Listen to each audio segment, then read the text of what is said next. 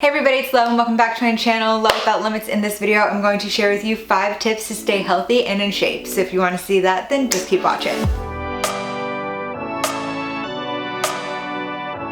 Seeing as it is now February, happy February, and I'm sure you've all been working on your health and fitness goals, resolutions, intentions, whatever you want to call them. I'm sure you've already started it in January. So now that it is the next month, you're probably seeing some results. You're maybe feeling a little bit better. You really want to stick with this resolution, intention, goal. Now that you're seeing results, you're thinking, okay, what I'm doing is working. I like working out. I like eating healthy, but how do I maintain this? So here are 5 tips on how to stay healthy and in shape throughout the rest of the year and to keep up these goals that you've already been working so hard on. So the first one I have talked about previously in different videos is getting sunlight, light exposure, which is hard to do now because the days are shorter. They're finally getting longer again. We've passed winter solstice, but in the meantime, getting some sun, and especially in the morning, which really helps set your circadian rhythm, will help keep you healthy and will help keep your body in a good,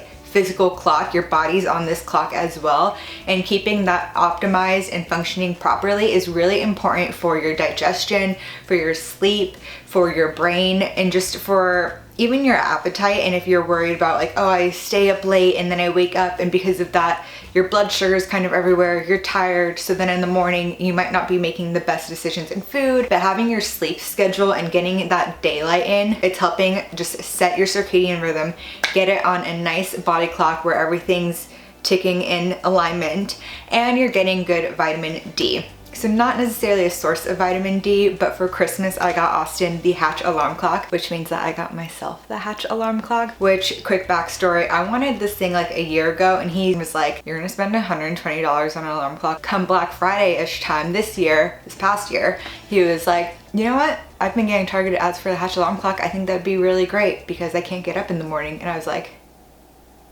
Black Friday came and I bought it for him, and now I use it. So even if I wake up from my alarm clock, which now we get to keep our phones outside of the bedroom, which is what I wanted to do for so long, but we've always had to rely on them for an alarm clock, and it lights up the room. You are forced to wake up, and then by the time you open up the windows, then the sun is out, because beforehand we were waking up at 6 or 6:30, open up the windows, it's dark, and your brain is like, I want to go back to bed. But having that light and getting that light exposure in your eyes, especially we have it set to the warm orangey yellow, so to me it's just very warming. It's the sun is coming up. It's been so amazing. Using that, just getting light exposure right in the morning, opening up your eyes to light, not necessarily in a dark room scrolling on your phone once your alarm goes off, that doesn't count. And ideally getting outside, because the windows do still block some UV rays and your eyes need them in order to set your brain's clock, which will set the rest of your body. Number 2 is deep breathing. So this is something that I've always kind of struggled with, and last year twice I went to acupuncture. He was basically like, you don't breathe deep, take a nice deep breath. So I did, and he was like, it's stopping right here and your lungs go all the way to down here. You're not breathing deep. So it's definitely been something that I'm working on, especially through yoga and meditation, pausing and taking deep breaths and training those muscles to be able to breathe all the way down. Because if you're always shallow breathing and just quickly breathing as well, one, it's raising your heart rate and your blood pressure and a bunch of other things that aren't good for your overall health. And 2, it's training your muscles that this is as much as we need to expand. This is all we need to do. Whereas if you pause and you really focus on training your body to deep breathe and how that feels in your body, you're able to do it more naturally without having to think about it. And again, you can practice this just in your workouts.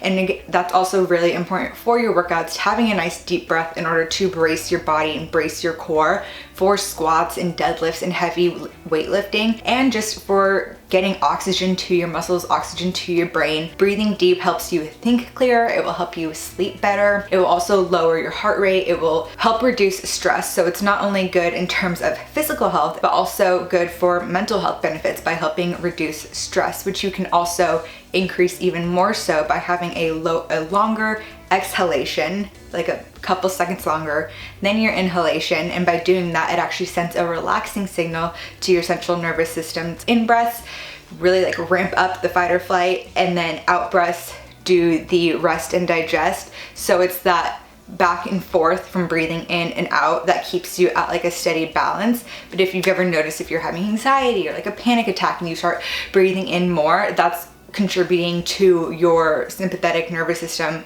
just wanting to ramp up even more. So by focusing on longer out breaths, you're sending that signal through your nerves and to your brain that it's okay, we're chilling, we can relax. Another thing to focus on with deeper breathing is also breathing through your nose. I've always had an issue where I couldn't breathe out super well through my nose. I always sounded nasally. I was always getting sinus issues. And then finally I went to a doctor when I was in college and they're like, oh, well, your adenoids are inflamed. So I went, they also took out my tonsils at the same time and they reduced my adenoids, which was hard because they said if you sneeze, try to sneeze through your mouth so you don't mess up the scabbing in your nose, but also try not to sneeze through your mouth because you have scabs where your tonsils were. So it was a very difficult few weeks, but ever since then I realized like, oh, I can use my nose. Oh, this is what other people have done the entire time. Like I just didn't even know. I went through like 22 years of my life not even realizing that breathing through my nose is a possibility. And I've been out here mouth breathing. No wonder I would always get strep throat. And now that I can breathe through my nose, it's so much better. It filters out a lot more so you don't get sick as much, which I've noticed. Your nose has a lot more capabilities of getting air in and getting air out. And that's what your nose is for. Your mouth is for eating. Air happens to go in and out of it. Your nose is there for breathing. If you didn't need to breathe through your nose, we wouldn't have one, right? Tip number 3 is to eat your colors. Thinking of eating your colors instead of eating, oh, this amount of carbs, this amount of fat, this food's yes, this food's no, and everything's so like regimented and food is turned into numbers in a way, makes it not as fun. Nobody wants to stick to this like diet plan. It makes it less exciting. You feel restricted, then you don't want to do it, then you fall off, then it doesn't work because you fell off. Instead of thinking of like, yes food, no food, okay, bad, no food is bad. McDonald's is bad, but like no food is bad outside of that. But focusing on eating your colors and make colors the theme of your diet is so important because the colors in all these foods have different phytonutrients which are full of vitamins, minerals, things that you need. So by looking at your plate and saying, okay, do I have 2 to 3 colors on each plate in the morning, even if you're just having a bowl of fruit? Got some strawberries, red, blueberries, blue, banana, yellow. Or having a salad where your greens are green and you add a cucumber, which is also green, and a red onion, which is technically under the purple category, but you can add tomatoes on there to make up for the red. A few different colors on your plate will make sure that you get in a ton of different vitamins and nutrients, and that is what will make you healthy. We all need these vitamins and nutrients, and getting them through food makes them a lot more bioavailable, especially because they're coming in with other compounds that they work well with. But focusing on eating your colors just makes eating a lot easier. It makes it a lot more fun. Don't make it this stressful thing, which I feel like I've been talking about a lot lately in some of my videos, but don't make diet and nutrition and fitness and everything stressful because then you won't stick to it. Like it has to be realistic and attainable and something that you can do every day. And I just want to add a bonus one since we're on food in general, but make sure you get your protein in, whether you're in a calorie surplus because you want to put on some muscle, or a calorie deficit because you want to put on some weight,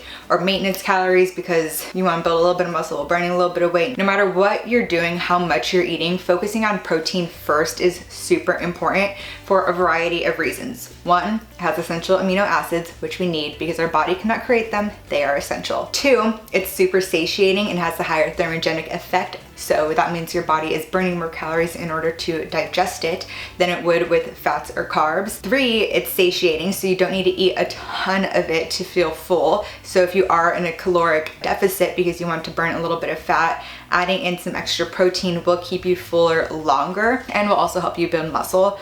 And by doing that, then you don't need to eat as much as you would if you were just trying to get protein from spinach. It's gonna take a lot of spinach. Not saying spinach has a ton of calories, but it's gonna take a lot of spinach. A good rule of thumb for protein is about 0.8 grams of protein per pound of body weight, or your ideal body weight. If you are overweight and looking to lose some weight, then you can go a little bit under, but aiming for that like at the minimum. Go a little bit more if you're trying to like build a lot of muscle and you're working out a lot, but at the minimum, 0.8 grams of protein per body weight / or in parentheses, ideal body weight. At least maybe tracking your protein just to get a general idea where you can start doing it intuitively, but making sure that the main focus of your food, whether you do eat meat or you are vegetarian or vegan, making sure that you are first and foremost, getting enough protein. And a bonus to that bonus, because protein is like the most important, I'm also going to add